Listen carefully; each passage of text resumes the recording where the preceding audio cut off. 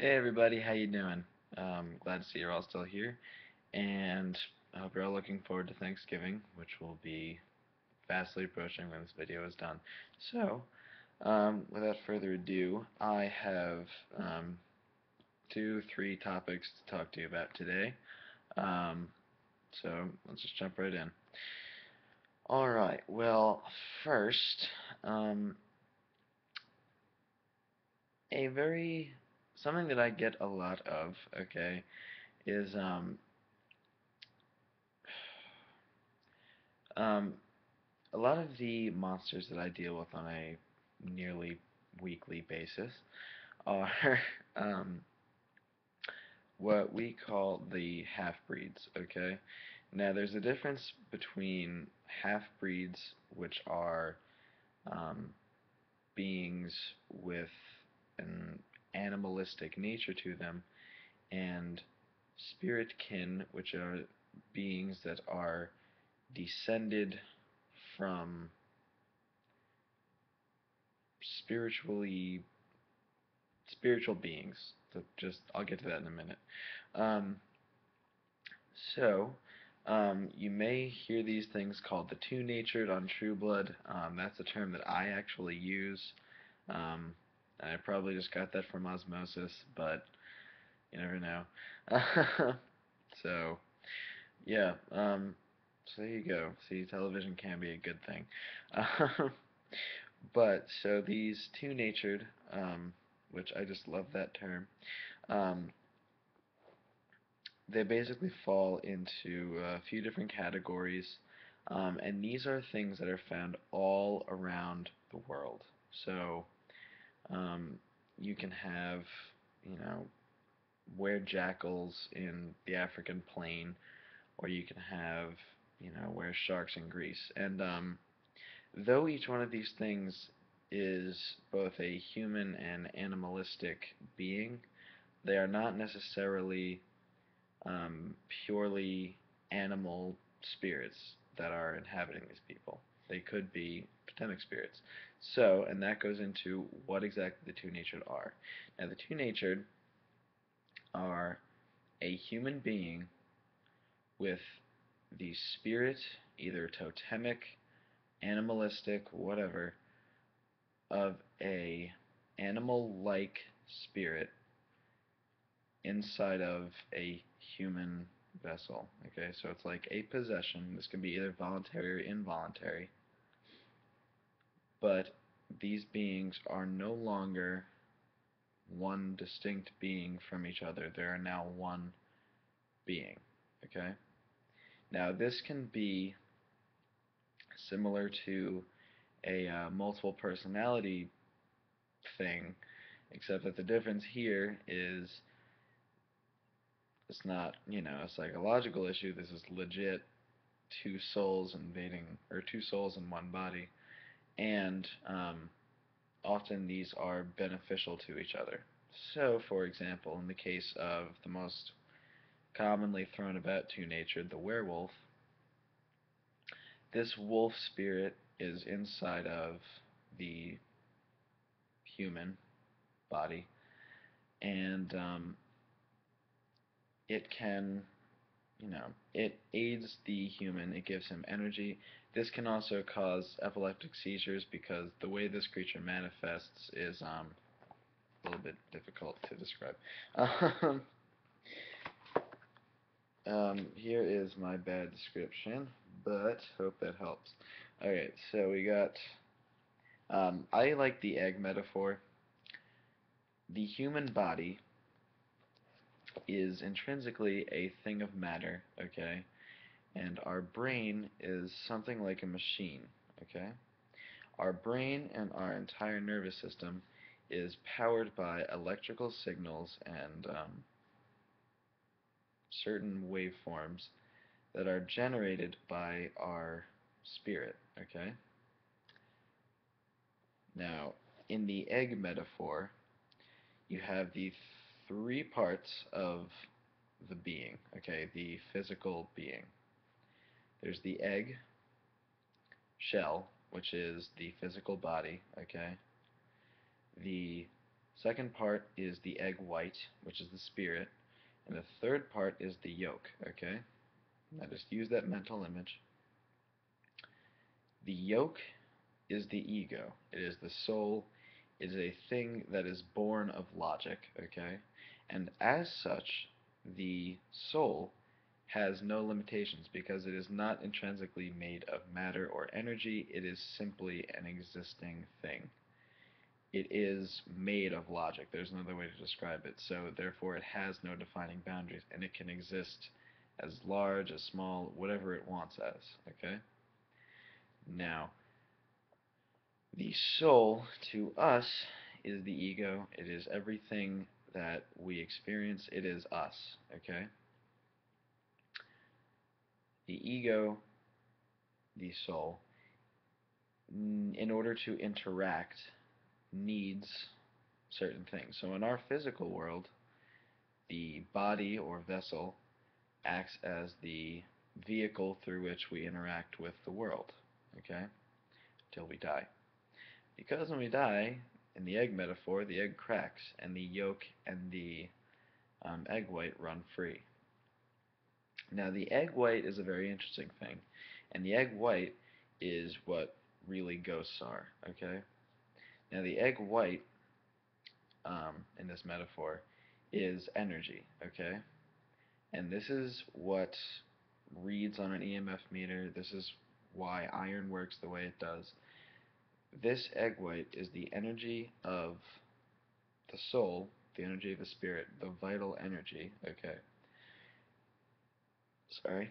And it is an energetic waveform that we call ether that is both electrical, heat related, and it's sort of what the soul uses to interact with the etheric plane and what it uses to travel about in a non-physical form. Now, many spiritual beings, the programs of the universe, um, they exist as these energy waveforms, and they, um, when we interact with them, they are producing this energy waveform that is similar to a ghost, and that is why iron and blessed objects works on them. Um, so in the case of the two-natured, what's going on is you have the yolk and egg white of this other spirit, and then you have the shell, yolk, and egg white of you or any person, and that other yolk and egg white is placing itself into the eggshell. Now, this eggshell is not designed to hold all of that egg white and yolk, although forget the yolk for 1 minute. Since the egg white is a huge amount of energy, this can cause certain nerves to kind of overflow with electricity, and this can cause seizures and convulsions in the brain, and, it's often mistaken for epilepsy. Now, once these two beings are integrated, the soul of the occupant and the soul of the original owner of that body become intertwined. Not necessarily fused, but they are now indistinguishable from one being, okay? Now this energy that is granted to the human now fills him with vital energy and makes him incredibly strong, gives him certain abilities, but it also, makes him vulnerable to the things that they are vulnerable to, such as iron or silver. So, these exist as many different spirits, and these are just the basic descriptions, okay? So, just bear with me. Now, there are plaguekin, which are sort of like rat-like and insect, kind of like carrion. Um, they're related to natured, okay? And by the way, all two-natured are capable of three forms, alright? You have the human, complete human form, which is the most often form. Second is the hybrid form or the monster form. This is when characteristics of the spirit begin to appear on the human vessel. And then the beast form, which is the human takes a complete etheric shell, which is basically like energy morphing, sort of like a ghost, around this human vessel and empowering it, making it super strong, and then it takes on the holographic appearance. It is like, it's more like a force field or like a projected field. It's kind of difficult to describe. Um, but basically, the human looks like a very large version of whatever this spirit is. Okay. So we got plaguekin. The canines or the packs, and those are basically wolves, dogs, you know, lots of different things, foxes, um, just whatevs. Um, the serpents, which devourers fall into, nagas, which are snake people, crocodile men, basically, you know, a lot of these will be things that you may have heard of, so like swamp men or mud men, um, you know, things you don't hear about, but you do. Sort of like, what do they call them? Cryptids. Okay. So then we have the Araza, which are like were bears, best way to describe it. Um, they're very strong. um, the runners, which are people who are kind of like related to horses, elk, deer, um, tend to be fewer than you would think, but they're there. Um, the Oros, which are related to oxen and beasts of burden. The winged. These are actually not as uncommon as you would think. So the winged ones are beings just like any other two-natured that express an animalistic form, except theirs are birds, and occasionally some of them are actually capable of flight. So we have like bat people, thunderbirds. Um, you hear about them actually more often than you'd think.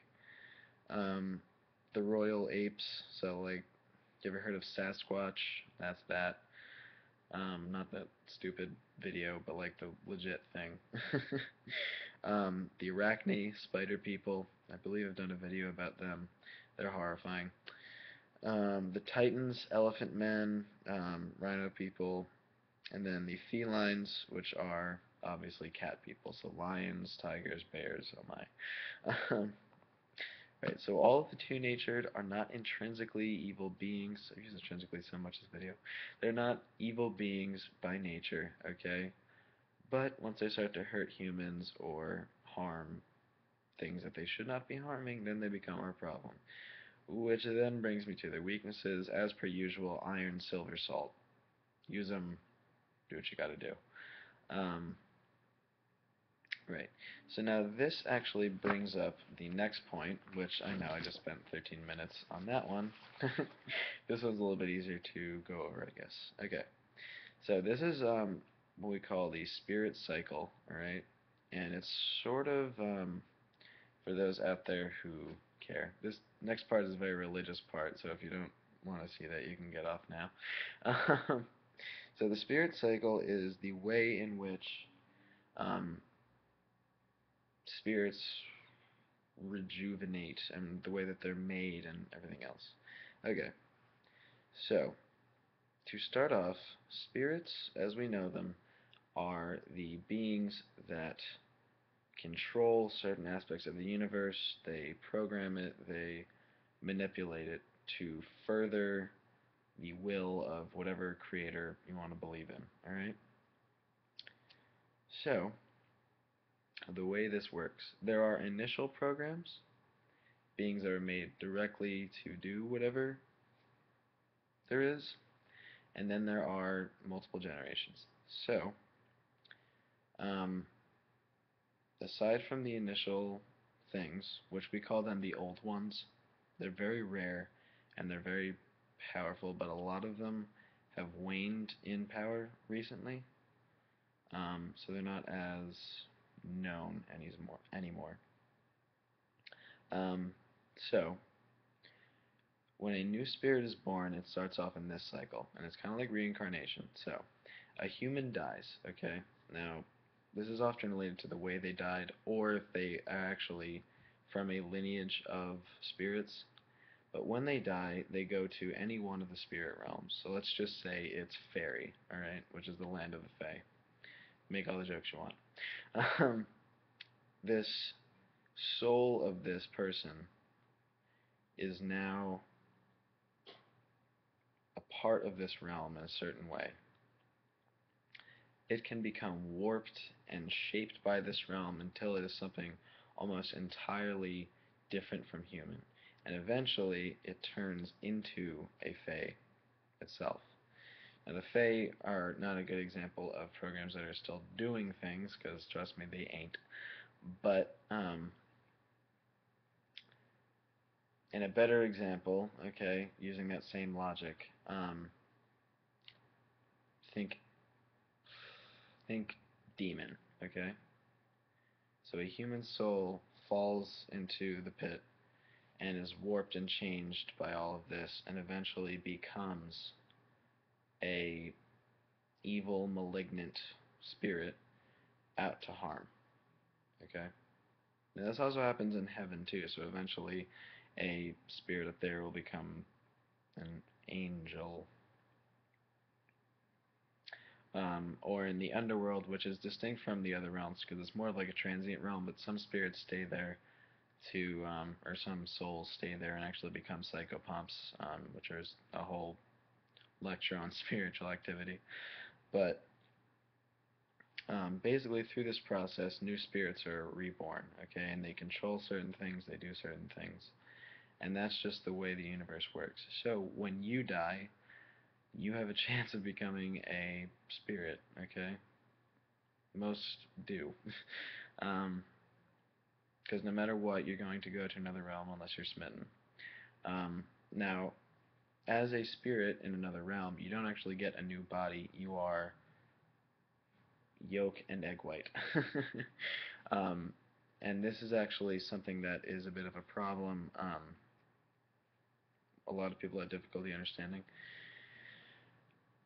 The the etheric body, what we call the energy body, okay, which is literally made of energy, when that becomes destroyed, for example, by iron, it does not permanently destroy the soul, okay?